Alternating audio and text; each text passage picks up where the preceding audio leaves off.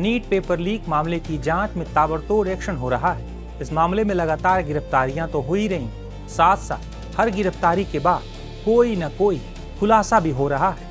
दरअसल NEET UG paper बनाने की प्रक्रिया से जुड़े 2 लोगों को सीबीआई ने बीते 16 मई को अरेस्ट किया है। वहीं इसके बाद ये जानकारी सामने आई कि एनटीए यानी नेशनल टेस्टिंग एजेंसी ने सीबीआई को उन पेपर सेट करने वाले लोगों और अनुवादकों के नामों की एक लिस्ट सौंपी है जो एजेंसी की नजर में है। रिपोर्ट्स के मुताबिक एनटीए 21 जून से होने वाली दोबारा नीट परीक्षा से पहले पेपर सेट करने वाले और अनुवादकों की अपनी मौजूदा लिस्ट में बड़े फेरबदल की तैयारी में है। रिपोर्ट्स के मुताबिक अब तक की जांच में आया है कि इस बार पेपर लीक की शुरुआत किसी ट्रांसपोर्टेशन या परीक्षा केंद्र से नहीं, बल्कि परीक्षा प्रक्रिया के सबसे पहले चरण यानी जहां पेपर तैयार होता है वहीं से हुई थी।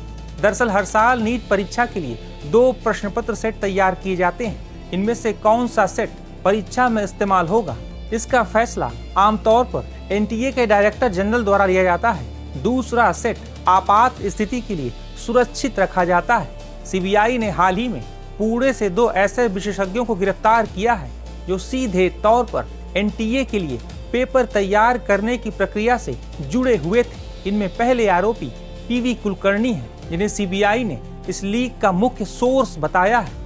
सूत्रों के मुताबिक पीवी कुलकर्णी केमिस्ट्री सेक्शन के लिए प्रश्न तैयार करने और उनका मराठी में अनुवाद करने के काम में शामिल रहे हैं। इस मामले का दूसरा किरदार आरोपी शिक्षिका मनीषा मंधारे है। सीबीआई की जांच में सामने आया है कि आरोपी मनीषा मंधारे को खुद नेशनल टेस्टिंग एजेंसी एनटीए ने परीक्षा प्रक्रिया से जुड़े कामों के लिए नियुक्त किया था। मंधारे ने अपनी इस आधिकारिक स्थिति और गोपनीयता का फायदा उठाया और इस भरोसे को तोड़ते हुए पेपर लीक के घिनौने खेल में शामिल हो गई।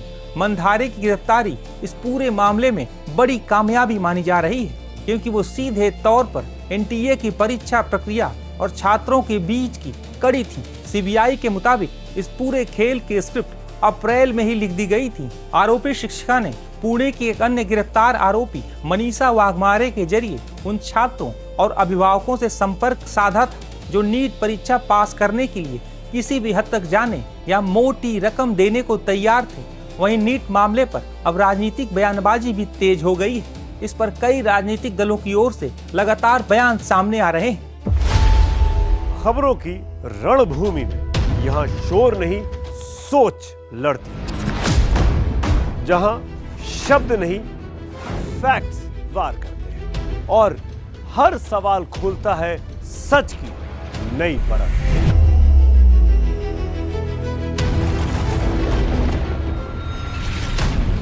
चक्रव्यूह आपके अपने सुमित अवस्थी के साथ सोमवार से शुक्रवार शाम 6:57 पर टाइम्स नाउ नव भारत पर।